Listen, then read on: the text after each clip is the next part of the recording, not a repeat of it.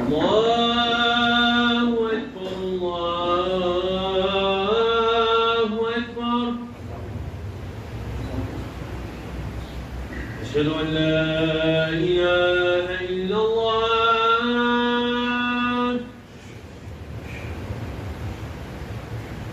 أشهد أن لا إله إلا الله.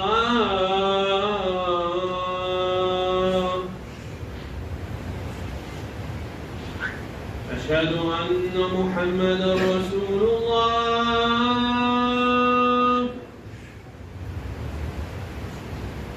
أشهد أن محمدا رسول الله.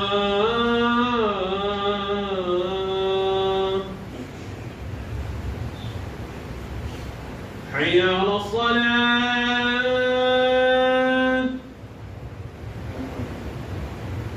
حي على الصلاة.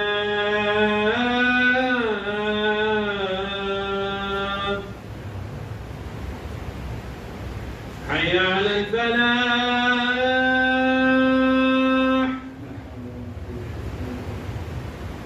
حي على الفلاح.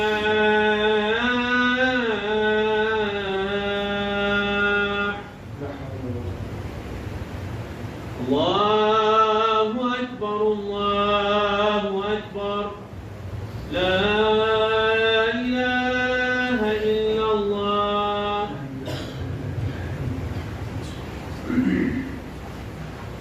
إن الحمد لله نحمده ونستعينه ونستغفره ونستهديه ونعوذ بالله من شرور أنفسنا ومن سيئات أعمالنا. من يهده الله فهو المهتد ومن يضلل فلن تجد له وليا مرشدا. وأشهد أن لا إله إلا الله وحده لا شريك له جل عن المثيل والشبيه والكفء والند والنظير. وأشهد أن محمدًا عبده ورسوله وصفيه وخليله وخيرته من خلقه وأمينه على وحيه. أرسله ربه رحمة للعالمين وحجة على العباد والبلاد أجمعين. فهدى الله به من الضلالة وبصر به من الجهالة وكثر به بعد القلة وأغنى به بعد العيلة ودل به على الهدى.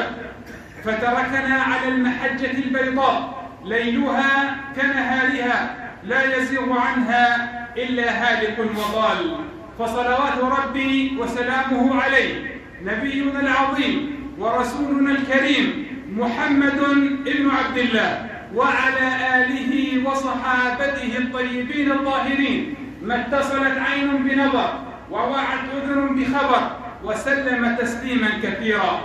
معاشر من يوحد الله ويصلي على رسوله صلى الله عليه وسلم، أوصيكم ونفسي المقصرة بتقوى الله العظيم وطاعته، فإن التقوى هي الأقوى وهي حبل الله المتين، لقوله سبحانه وتعالى: يا أيها الناس اتقوا ربكم إن زلزلة الساعة شيء عظيم يوم ترونها تذهل كل مرضعة عما أرضعت وتضع كل ذات حمل حملها وترى الناس سكارى وما هم بسكارى ولكن عذاب الله شديد.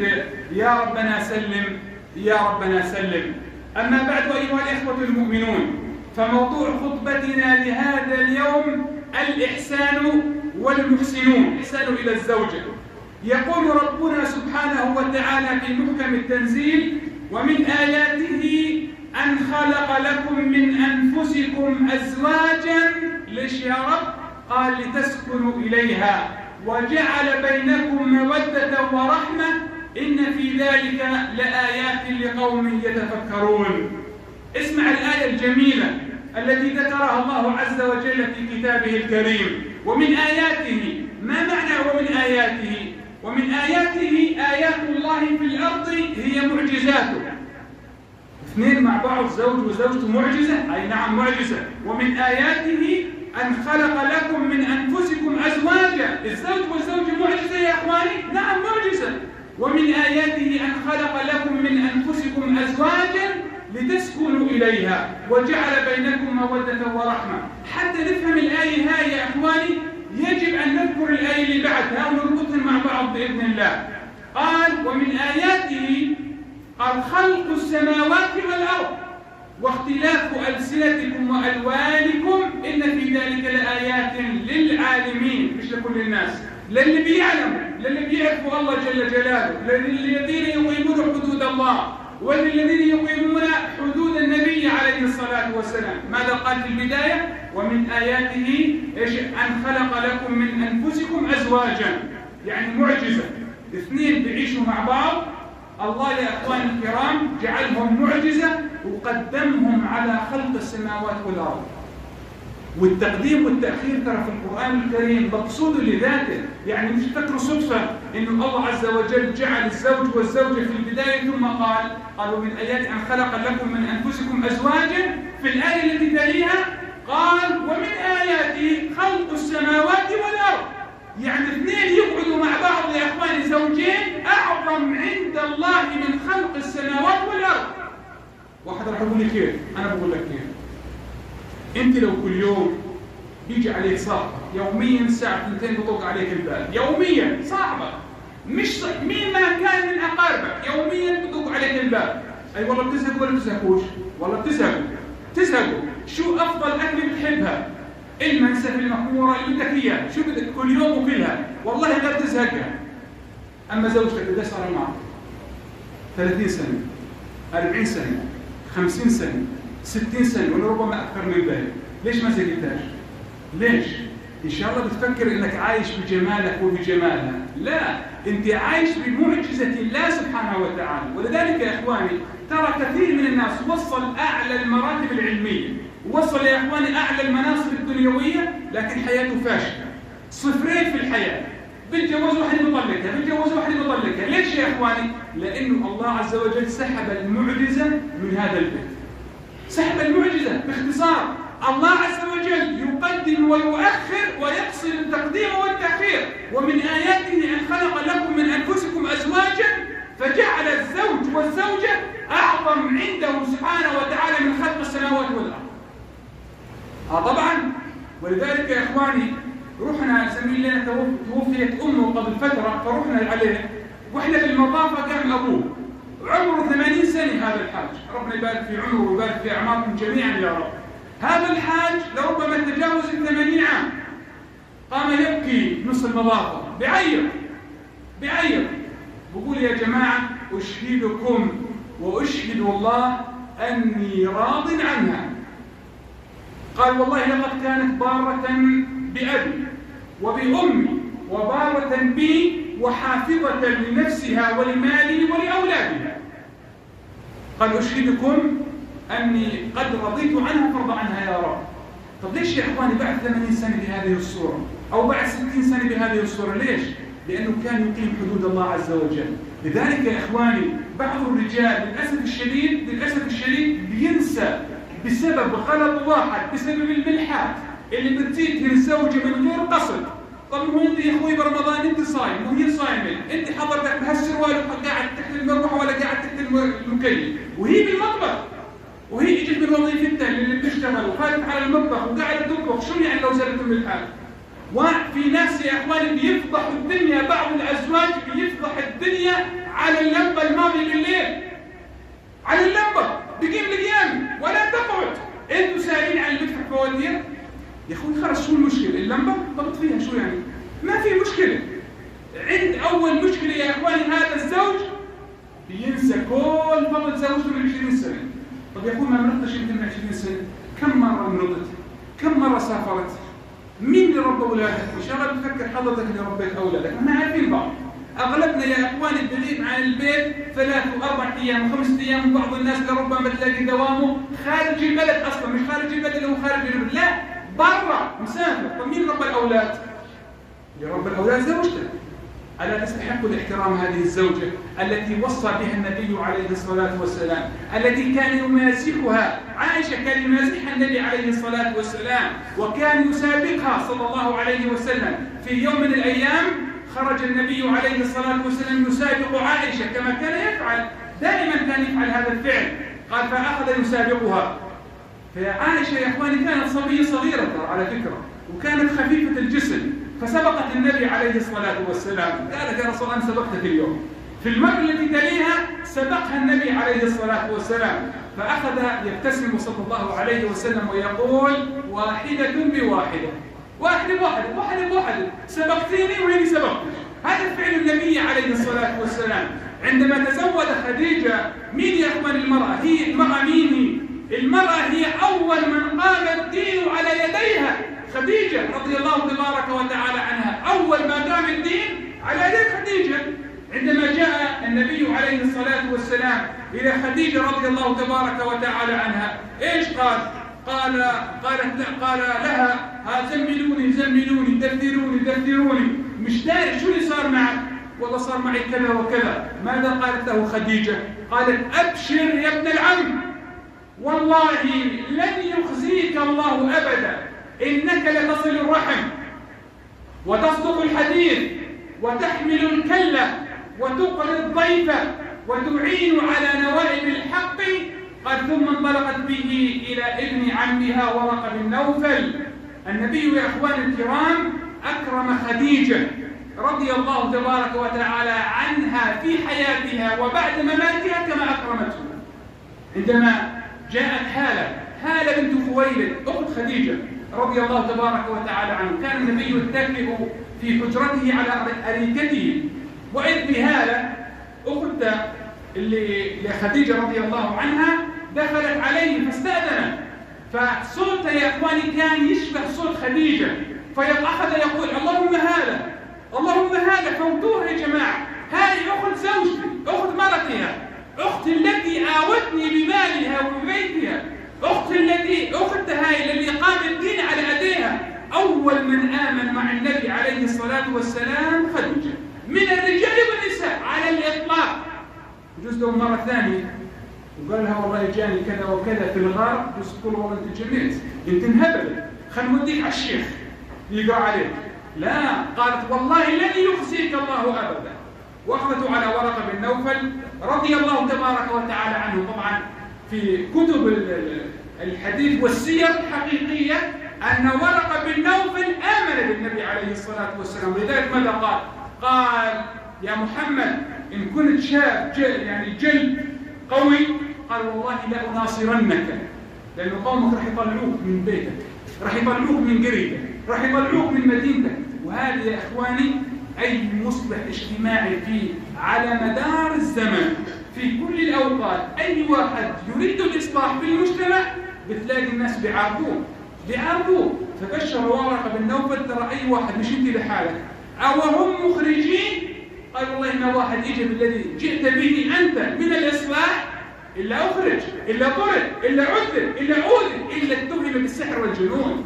ولذلك يا إخوان الكرام تقول عائشة رضي الله عنها من إكرام النبي لخديجة رضي الله عنها، قالت والله ما غرت من زوجة ولا من امرأة غيرتي من خديجة وهي ميتة. تخيل كانت تغار منها عائشة. ليش يا إخوان الكرام؟ قالت من كثرة ما كان يذكرها صلى الله عليه وسلم، أكرمها حتى بعد مماتها، حتى قالت عائشة والله لما كان يذبح الذبيحة النبي عليه الصلاة والسلام يقسمها أقساما، قال ويرسل قسما، قال لأصدقاء خديجة إكراما لزوجته. فمن غيرتها عائشة ماذا قالت؟ يا رسول الله إنما هي عجوز من عجائز قريش أبدلك الله عز وجل خيرا منها. ماذا رد عليه النبي عليه الصلاة والسلام؟ فقال هلكت وكان لي منها ولد، والله ما أبدلني الله خيرا منها. قال إني رزقت حبها حتى كان إذا ذبح الشاقل يوزعها على أصدقاء خديجة. قال آمنت بي إذ كفر بي الناس، وصدقتني إذ كذبني الناس، وواستني إذ حرمني الناس. قال ورزقني الله عز وجل منها الولد دون غيرها من النساء. فيا إخوان الكرام كان النبي عليه الصلاة والسلام في مهنة أهله، كان يخيط ثوبه ويخيط نعله ويطبخ ويمسح ويجري. النبي عليه الصلاة والسلام كان في مهنة أهله. ولذلك هذه الزوجة يا إخوان الكرام من منا يستطيع انه يصحى بالليل على ابنك مش انت السبب في ايجاده على وجه الارض بعد الله عز وجل طبعا. طيب هل بتصحى عليه؟ كم مرة بتصحى عليه؟ طب هذه المرأة زوجتك الكريمة قاعدة تصحى عليه 20 مرة، وفي أولاد بتعرفوا مسعجين والله أكثر لربما من 20 مرة. طب أنت بتستجري أو بتقدر تطلع من تحت الإحرام 20 مرة؟ والله لا أنا على فكرة، لا أنا ولا أنت بنطلع 20 مرة من تحت الإحرام، لكن هي بتطلع وبتطعميه وبتشرب وبترضعه، وإذا كان عليه حرارة بتظلها قايم طول الليل عليه ولا بتغير له، ولربما جاء الأذى على يدها 100% جاء الأذى على يدها، ولربما هذه الزوجة جاء بال الولد على يديها وهو أعز وأحب على قلبها من العسل. ولذلك يا إخواني بعض الرجال خير لبرة للأسف الشديد. قال النبي عليه الصلاة والسلام بعد أن تصلوا عليه: خيركم لأهله وأنا خيركم لأهلي. فاللي ما عندوش خير لأهل بيته يا إخواني ما عنده خير للي برا. بعض الأزواج يا إخواني الكرام طول النهار يهدد بزوجته، إذا بتروحي بتكوني طالب، إذا بتسوي كذا علي الحرام، علي الطلاق، علي مش عارف إيش، بتجوز عليش. هذا مثل واحد ايش يا اخوان جاب سكين وحطها على رقبه واحد، بدي اذبحك، يقول زي بدي اذبحك له ذبح وريحه وله ترك ريحه. ولذلك بعض الازواج يا اخواني والله قاسي العشره يشهد الله. حضرنا يا اخواني بسبب طبيعه عمل الواحد قضايا كثيره في المحاكم الشرعيه وعند المفتين. بعض الازواج فض غليظ يا اخواني. النبي يقول كذا، يقول عليه الصلاه والسلام قال: ولو كنت فظا غليظ القلب لانفضوا من حولك. بتركوك بروحه، حتى لو انك نبي بتركوك بروحه لانك فظ غليظ. يجب على الرجل ان يكون حنونا على زوجته، على ابنائه. متى يا اخوي اخر مره بالله عليك قعدت مع مرتك واولادك وسولفت معهم سوالف عاديه؟ شو اخباركم؟ كيف صحتكم؟ ايش محتاجين؟ شو سويتوا اليوم انت جيت من دوامك اذا كنت تغيب عن بيتك مثلا؟ شو عملتوا اليوم؟ شو سويتوا؟ متى سالت ابنك كيف المدرسه؟ متى او بتعرف معدل ابنك او رحت عليه على المدرسه سالت عنه بالمدرسه؟ متى؟ احنا بنروح على المدارس بنشوف مدراء المدارس بيقولوا، ومدراء المدارس بيعرفوا، في ناس قاعدين من مدراء المدارس بيعرفوا انه في بعض الاباء ما بيطلش على اولاده. خير ولا برا يا اخواني؟ خير ولا برا؟ ليش يكون خيرك لبرا؟ ليش يا حبيبي؟ إذا زوجتك ما سمعت منك الكلام الطيب وبنتك وابنك ما سمع منك مين اللي يسمع؟ فيجي واحد من برا يلعب بعقل حدا من أهل بيتك. ترى على فكرة المثل بيقول: اسقي وردتك قبل أن يأتي واحد غيرك تسقيها. دير بالك، أهل بيتك إذا ما سمعوا منك الكلام الطيب ترى في مئات بشرية تستنى. وهي التلفونات يا اخواني ما خلت تعيشي هاي المصايب. فبدنا ندير بالنا على انفسنا، على اولادنا، على ازواجنا. ولذلك يا اخواني كنا في دوره عند استاذ طيب في الجامعه، فبعد ان انهيت طبعا في علم النفس هذه الدوره فن العلاقه الزوجيه. كيف بدي اتعامل مع زوجتي مع اولادي؟ بعد ان انتهت الدوره الدكتور ايش بقول؟ قال: اخرجوا هواتفكم. اخرجوا. قال: بدي اياكم ترسلوا كل واحد لزوجته انا بحبك. ابدا، من دون ان بس كلمتين هذول البسيطات وبس وانتهى. بعد دقيقتين من التليفونات كلها ترن 20 زلمه قاعدين في القاعه. شو القصه؟ شو في انشاء من جن؟ شو اللي صاير؟ شو؟ لا هو ما نجنس بس حرارته مرتفعه شوي. مش متعود المسكين، مش متعوده. والله الذي لا اله الا هو كنا في احدى القرى المجاوره، كنت ضيفا عند احدهم، رحنا على صلاه العصر والظهر ناسي والله. لما رحنا يا اخواني الكرام واذ برجل بلغ من العمر عتيه كبير، رجل كبير، اولاده شباب متجوزين، جد انت عارف يعني شو جد يعني؟ واذ به يا اخواني قاضي هالمره بالشارع بنبط فيها الكوس. يا اخوي الله يسعدك، ان شاء الله بتفكر انه البطوله بهذا الشيء. لا يا اخوي البطوله مش بالضرب ولا البطوله شرط تفكر انه البطوله بالدندون. ترى على فكره الحيوانات الدندون. البطوله ايها الاخوه بضبط النفس. هاي البطوله النبي ماذا قال؟ ليس الشديد بالسرعه انما الشديد منه قال بيضبط نفسه عند ايش؟ عند الغضب. هذه البطولة. البطولة انك تقعد مع زوجتك تحترمك وتحترمها، انك تقعد مع بنتك تحترمك وتحترمها، انك تقعد مع ابنك وتسمع مشاكلهم وتحل هذه المشاكل. هذه البطولة، وهذا فعل النبي عليه الصلاة والسلام. النبي يا اخواني اكراما لخديجة بالرغم كانت تكبر بسنوات كثيرة ما تزوج عليها في حياتها، حتى بعد وفاتها ذكرت قبل قليل بعض المواقف التي كانت مع النبي عليه الصلاة والسلام. بعض الرجال ماذا يقول؟ لما نقول له قل لزوجتك كذا وكذا من كلام لين وكلام الحب وكلام الود، بقول والله انا بستحي. والله جيت تستحي؟ طب وقعودك محل الفراش هذا عيب معناته، عيب كبير هذا عيب كبير. لا، اذا تستحي من كلام اللين والود والحب ما بيسقط يا اخوي الكريم. ولذلك يا اخواني واحد ثاني ايش بنقول له؟ قل لزوجتك كلاما جميلا. ايش بقول؟ قال قل لها يا اخوي يا عمري يا حبيبتي، احنا عارفين لا هي عمرك ولا هي حبيبتي، فاحنا عارفين الصحيح. بس هذه المواقف من المواقف التي ابيح فيها الكذب. ايش ربنا قال ولا تنسوا الفضل بينكم.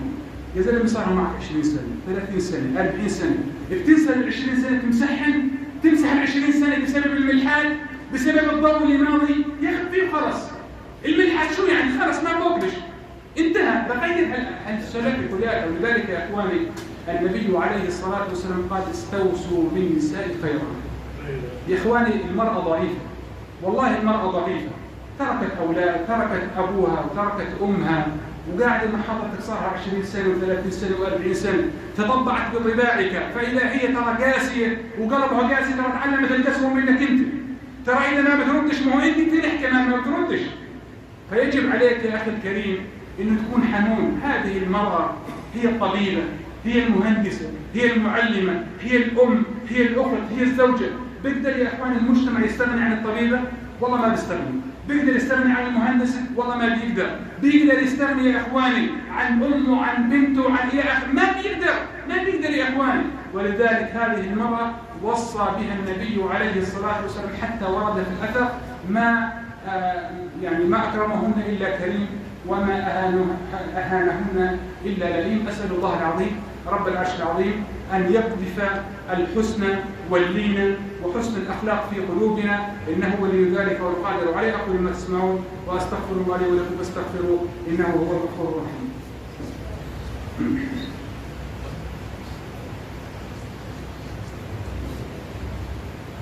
الحمد لله رب العالمين، الحمد لله على إحسانه والشكر له على توفيقه وامتنانه، وأشهد أن لا إله إلا الله، وأشهد أن محمدا عبده ورسوله الداعي للرضوان صلى الله عليه وعلى آله وإخوانه وخلانه. نداء فأمنوا لعل الله تعالى ساعة نستجاب فيها الدعاء. اللهم انصر الإسلام والمسلمين، اللهم أعلي رايتي الحق والدين يا رب العالمين.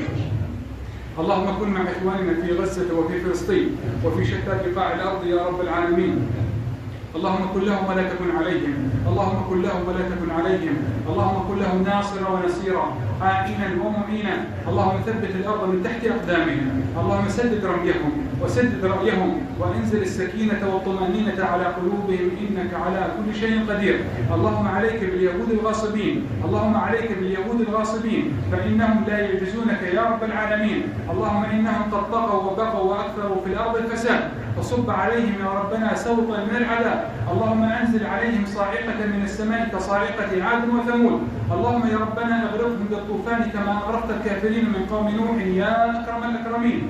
اللهم لا ترفع لهم راية ولا تحقق لهم غاية، واجعلهم لغيرهم عبرة وآية يا أكرم الأكرمين. اللهم يا ربنا وفق ملك البلاد الملك عبد الله الثاني بن الحسين ما تحبه وترضاه، ووفق ولي عهده الأمين إنك على كل شيء قدير. اللهم آله الحق حقا وارزقه اتباعه، وآله الباطل باطلا وارزقه اجتنابه، وهب له البطانة الصالحة إن ذكر عنه وإن نسي ذكروه. واجعل اللهم هذا البلد آمنا مطمئنا سخاء رخاء في حفظك وأمانك وسائر بلاد المسلمين، والحمد لله رب العالمين. وأنت يا أخي أقم الصلاة إن الصلاة كانت على المؤمنين كتابا موقوتا.